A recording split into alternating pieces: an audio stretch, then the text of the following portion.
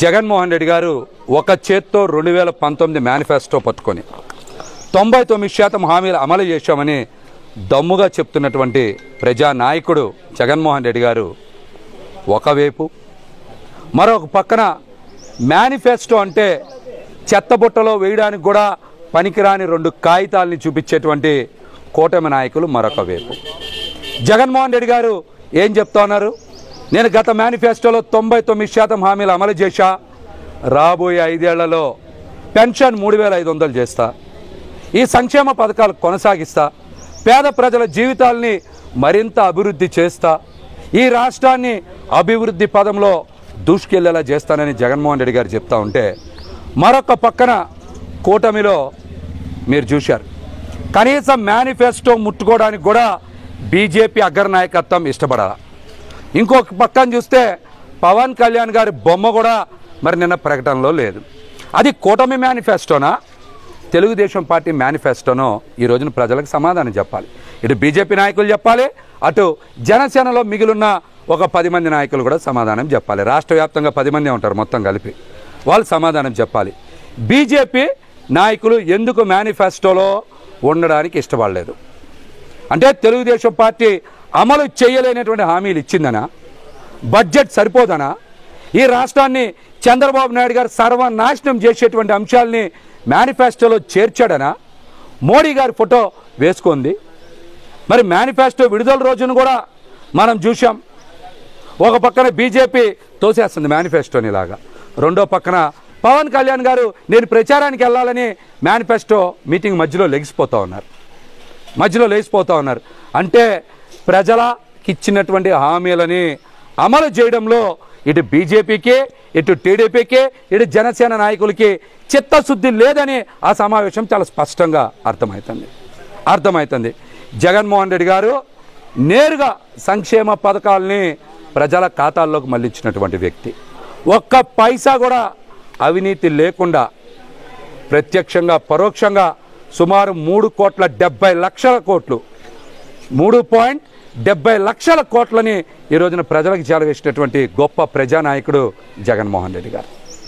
మరి ఆయన ఈ రోజున వందలు గుంపులుగా ఎంతమంది ప్రచారం చేసినా ప్రజలైన ప్రచారకర్తలు, ప్రజలైన స్టార్ క్యాంపైనర్స్ అని దమ్ముగా నిలబడినటువంటి వ్యక్తి జగన్మోహన్ రెడ్డి గారు అని కూడా ఈ సందర్భంగా తెలియజేస్తూ ఉన్నాం. రాబోయే ఎన్నికలు పేద ప్రజల అభివృద్ధి సంక్షేమానికి, ఈ రాష్ట్ర అభివృద్ధికి, మరొక పక్కన పెత్తందారులకి మధ్య జరిగే పోటీ అని కూడా ఈ సందర్భంగా మేము తెలియజేస్తూ ఉన్నాం. ముఖ్యంగా పశ్చిమ నియోజకవర్గంలో అసెంబ్లీ అభ్యర్థిగా పోటీ చేస్తున్నటువంటి సామాన్య వర్గాలకు చెందినటువంటి ఆసిఫ్, అదేవిధంగా అభివృద్ధిని ఆకాంక్షించేటువంటి కేశినేని నాని గారికి, మరొక పక్కన సూటు బూటు వేసుకొని బెంజ్ కారులో వచ్చేటువంటి పెత్తందారులు అయినటువంటి సుజనా చౌదరి, కేశినేని చిన్నీలకు మధ్య జరుగుతున్నటువంటి ఎన్నికలు. ప్రజలు కూడా, పశ్చిమ ప్రజలు, పార్లమెంట్ ప్రజలు కూడా ఒక్కటి చూసుకోవాలి. ఆంధ్రప్రదేశ్ ప్రజలకి ఓటు వేయాలనుకుంటే ఏంటి, ఆంధ్రప్రదేశ్ ప్రజలకి ఓటు వేయాలనుకుంటే మీరు ఇక్కడ ఆసిఫ్ గారికి, నాని గారికి ఓటు వేయండి. లేదు తెలంగాణ వాళ్ళకి ఓటు వేయాలనుకుంటే మీరు సుజనా చౌదరికి, చిన్నీకి ఓటేయాలి. తెలంగాణ వాళ్ళకి ఇక్కడ ఓటేస్తారా ఎవరన్నా? తెలంగాణ వాళ్ళకి ఆంధ్రప్రదేశ్లో ఓటు ఎవరన్నా వేస్తారా? కాబట్టి ఇది కూడా గుర్తుపెట్టుకోవాలి పశ్చిమ నియోజకవర్గ ప్రజలు.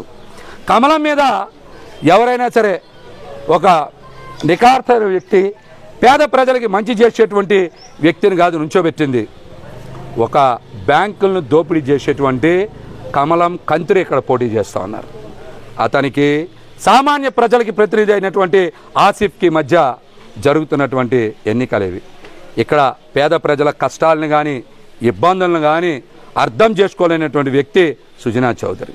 ఆయన కూడా చూశాడు ప్రచారంలో ఆయన వెనకాల 4 ఫ్యాన్లు పెట్టుకుంటున్నాడంట.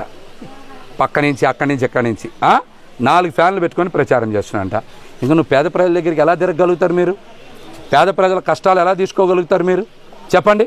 మమ్మల్ని చూడండి, మేమందరం కొండ ప్రాంతంలో పై భాగానికి వెళ్ళి ప్రజలను కలిసి సంక్షేమ పథకాల అభివృద్ధి గురించి చెప్తా ఉన్నాం. కాబట్టి స్థానికంగా పశ్చిమ నియోజకవర్గ ప్రజల అభివృద్ధి సంక్షేమం వైసీపీతోనే సాధ్యం, జగన్మోహన్ రెడ్డి గారితోనే సాధ్యం. కాబట్టి ప్రజలు గుర్తించాలి. అదేవిధంగా పశ్చిమ నియోజకవర్గ ప్రజలు కూడా చాలా ముఖ్యమైనటువంటి అంశం ఒకటి గుర్తుపెట్టుకోవాలి. అదేంటిదంటే ఈ రోజున కమలం వెనకాల తిరుగుతున్నటువంటి చాలామంది నాయకులు ప్యాకేజీ నాయకులు. కండువా ఒక నాయకుడితో వేసుకుంటే 10,000, ఇంకొక నాయకుడితో వేసుకుంటే 20,000 అంట. బాబ్జీ గారు తెలిసిందిగా మీకు ఈ విషయం. ఒక నాయకుడితో వేసుకుంటే 10,000, ఇంకో నాయకుడితో కండువా వేసుకుంటే 20,000. అంటే వీళ్ళు పేద ప్రజల జీవితాల్ని చిదిమేయడానికి వచ్చినటువంటి బ్రోకర్లు. వాళ్ళ మాటలు ఎవరు నమ్మద్దు. వాళ్ళ వ్యక్తిగత స్వార్థం కోసం పేద ప్రజల జీవితాలను నాశనం చేసేటువంటి కమలం బ్రోకర్లని నమ్మద్దని కూడా పశ్చిమ ప్రజలకి విజ్ఞప్తి చేస్తూ ఉన్నా.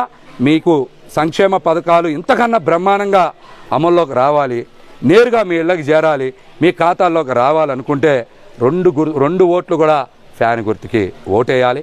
ఇంకో ముఖ్యమైన విషయం, పైకి వెళ్ళే కొండల మీదకి వెళ్తే బాబు చంద్రబాబు నాయుడు దుర్మార్గుడు, మోసగాడు. చక్కగా మా అందరికి ఇంటింటికి వచ్చి పెన్షన్ ఇచ్చేవాళ్ళు ఈరోజు రోడ్ల మీదకి వెళ్ళలేకపోతా ఉన్నాం, బ్యాంకుల దగ్గరికి వెళ్ళలేకపోతా ఉన్నాం.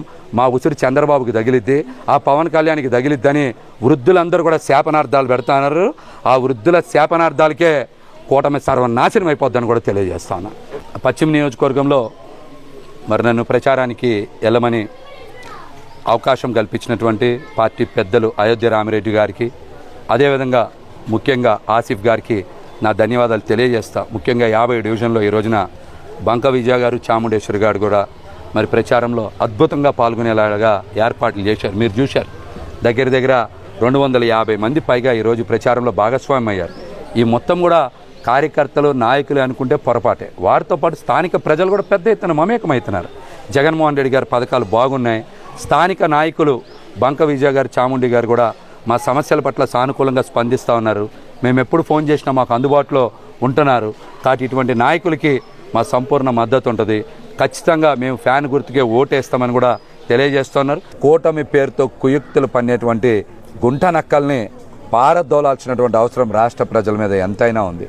మీరు చూశారు, జగన్మోహన్ రెడ్డి గారు ఒక చేత్తో మేనిఫెస్టోలో అమలు చేసిన అంశాలు, రాబోయే 5 సంవత్సరాలకి అమలు చేసే అంశాల మీద చాలా స్పష్టతతో మాట్లాడారు.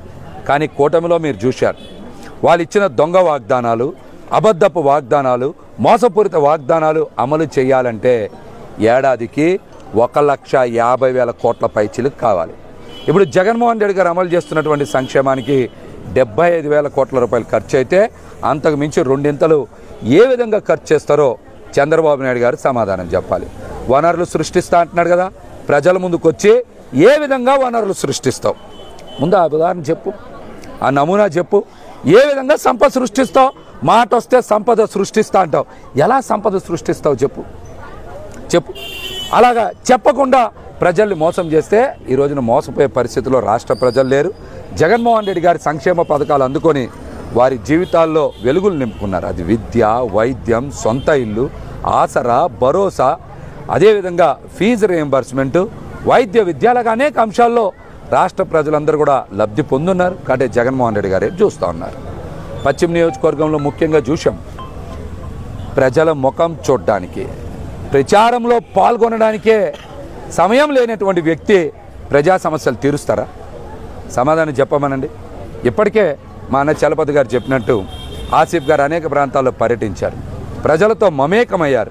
అటువంటి వ్యక్తికి ప్రజల ముఖం చూడడానికి, అదేవిధంగా ప్రజలను కలవడానికి అతనికి తీరిక లేక ఇంట్లో వాళ్ళందరినీ కూడా 10 మందిని పెట్టుకొని ప్రజలను కలవనటువంటి వ్యక్తి రేపు పొద్దున్న ప్రజా సమస్యలు ఏం పరిష్కరిస్తారు చెప్పండి, ఏం చెప్తారు చెప్పమని చెప్పండి.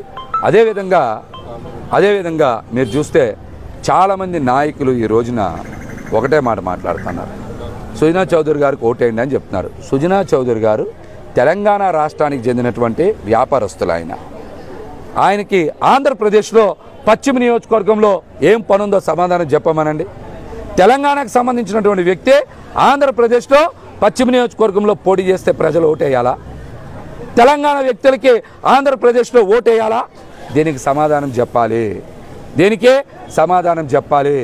బీజేపీ మేనిఫెస్టో ఏంటో కూడా సుజనా చౌదరి గారు సమాధానం చెప్పాలి. అసలు మీ మేనిఫెస్టో ఏంటి? మీ మేనిఫెస్టోని అగ్రనాయకత్వం, బీజేపీ కేంద్ర నాయకత్వం కానీ అగ్రనాయకత్వం కానీ ఎందుకు తిరస్కరించింది? ఆ హామీలు అమలు చేయకపోవడానికి వనరులు లేవు.